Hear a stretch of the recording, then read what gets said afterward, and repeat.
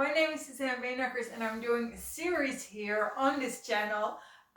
It's been how do you say that, a slow starter or a slow cooker, because there have been this long stretch of time where I didn't record. But I still, it's like, this is my series, this is what I'm doing, and I'm picking it up in 2023 as part of my, just as part of my work. So my work as a rock star writer and a storyteller, this series will be at the heart of it.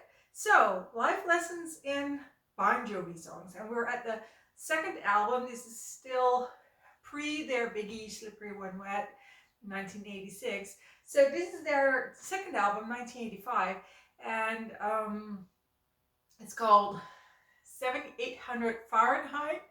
I'm never sure if I'm pronouncing it well. And then sometimes I hear Jon Bon Jovi pronounce it, and then I think, oh, I have to remember it, and then I forget it again. So it's, I think 7800 Fahrenheit.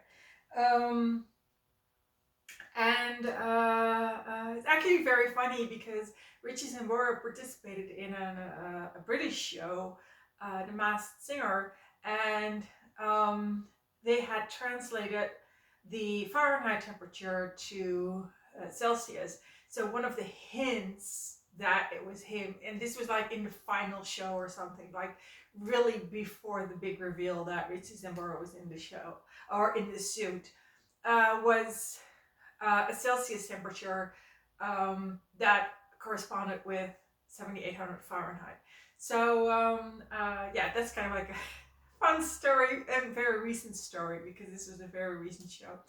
And so their second album wasn't as big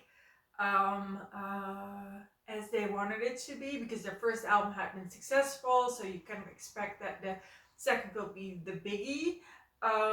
This is still very relative, because I mean their first album already took them on a world tour, so like that's pretty big. And their second album still gave them their second world tour with headliner gigs in Europe and Japan. This is also pretty good.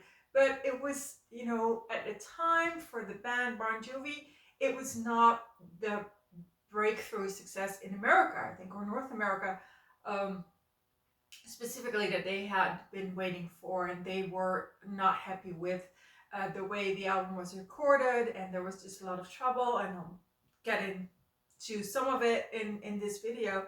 But so we're at that album, we're at the Fahrenheit album, the problematic album. It's probably their most problematic one, because there was just so much at stake, and all their relationships had fallen apart, and they didn't have any money, and they were sharing like a big apartment with the five of them, or well, not the five, I think some of them had their own houses, but the four of them. So yeah, it was a big deal. And the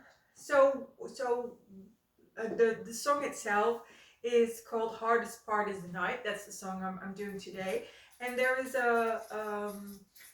it was not made into a single, but afterwards there was a VHS released, and it had the videos from the first and second albums on it.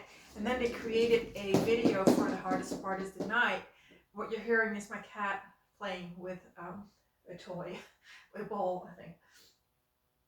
So they had a VHS out, and they created a video for The Hardest Part Is the Night based on a Tokyo performance, cut in with studio performances. Well, not performances, not the audio from the studio, it was the live audio, but it was cut in with shots taken in the studio.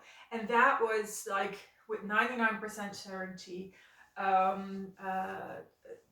the Warehouse Studios in Philadelphia, where this album was recorded. And that was a studio, it was a brand new studio at the time, and Jon Bon Jovi had actually, now you hear my cat playing with his paper bag. It's very funny yesterday I taped the first video in like 8 months or something from my other channel, and the cats were also making a lot of noise. But I mean, I like the sound of it. I'm not going to put away all their toys every time I'm going to record a video. It's homey, right? So yeah, so the Warehouse Studios was a new studios, and Jon had actually announced at the end of their first tour and during their first album that they were going to record the second album in a new studio called the Warehouse Studio in Philadelphia, and um, and then the car broke down on their way to the Warehouse Studio. So they were driving Tico Taurus, the drummer's a green Chevy, and it broke down. And in retrospect, Jon said we should have, gone back right then. Another thing that happened was their demos got stolen. So they actually had to record a lot of material for the second time, and they ended up bringing the demos with them home every night in order to prevent it from getting stolen again. So the song itself, The Hardest Part Is the Night, it's not about love, it's about a really tough neighborhood, growing up in a really tough neighborhood, and a very violent neighborhood. It has a part of the lyric is you're just a pawn in a losing game. That is one of the kind of like it really stands out in the lyrics of The Hardest Part Is the Night. And so the life lesson in this song for me is there is this saying, don't, I think I should have looked up the saying. I'm sorry, I should have looked up the saying, but it's somewhere along the line of don't reveal your moves until you make them, or don't talk about your moves until you've made them, something like that. And it's a chess reference to chess. So you're not going to tell your opponent what move you're going to make on the chessboard. So that really ties in very neatly to that lyric. You're a pawn in a losing game.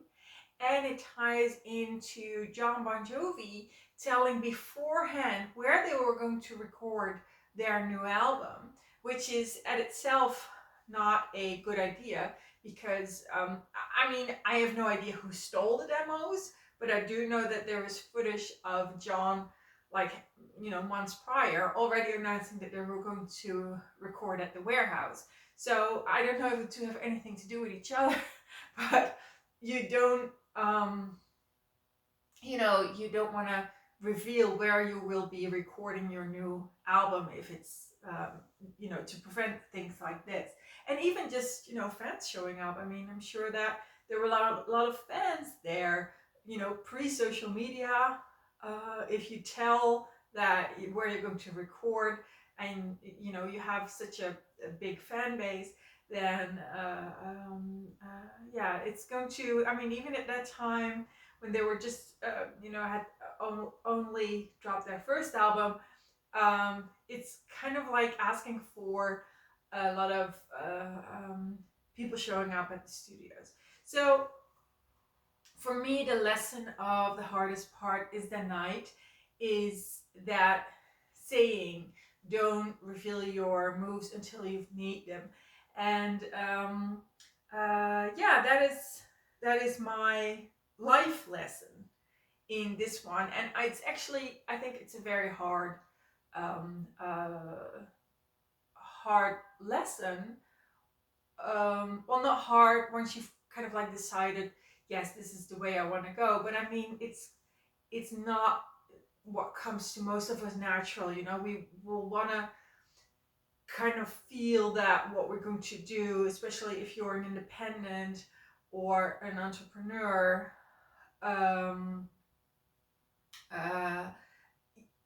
you know, you'll have the you'll feel the need to talk to others about what you're going to do, but you have to be very aware of this wisdom, this life lesson, this meme. At the moment you reveal what you're going to do, even if it's to kind of like get validated that it's the right choice, it loses something of its power because it's no longer has that kind of like secret, the protection of secrecy. But it can also be very impractical, because you have no idea where that information ends up, and if your demos get stolen. So the life lessons for the hardest part is the night is don't reveal your moves until you've made them. Okay, that was it for today. See you next time. And do I have anything? Oh yeah, I know what I have to say. Very funny. I have a book out, and it's called A Boyfriend Like Jon Bon Jovi, which is, title's not relevant for this story. But I used a photo from my bed when I was 16, and it has a ghetto blaster next to the bed. And I visited a vintage tech store this weekend, and I was on time on the vintage tech store, a vintage tech fair, but I ran into the owner, and I had like coffee with him, and it was one of the two owners who I had not spoken. So the owners of the store who host the tech fair was one of the two owners who I had not talked. I hadn't talked to a lot the last time I was there. So we ended up having coffee and having this conversation. It was really great. I wrote a really great Dutch blog post about the day and about the vision of this owner. So I'll put the Dutch blog post in below. If you are Dutch, you can read that. But at night, I saw on the local television, not my local, but local for the, where the vintage tech fair was, I saw footage of the offerings there. And I saw this, like, the ghetto blaster that was next to my Bon Jovi poster bedside.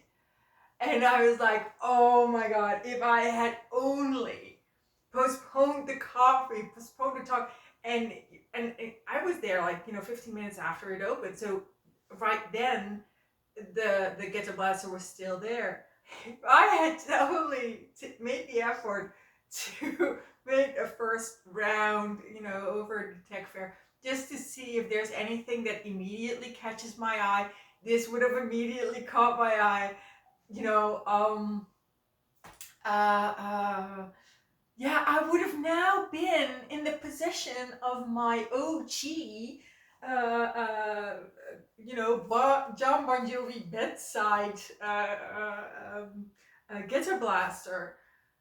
Oh yeah, so I think that's the second life lesson, not of the song, but of what happened to me last weekend. the early bird gets the worm, but also the early bird should not sit down and have coffee first. So that's your so don't reveal your moves until you've made them, and the early bird gets the worm. Those are the life lessons I have for you today. Okay, see you next time. Bye.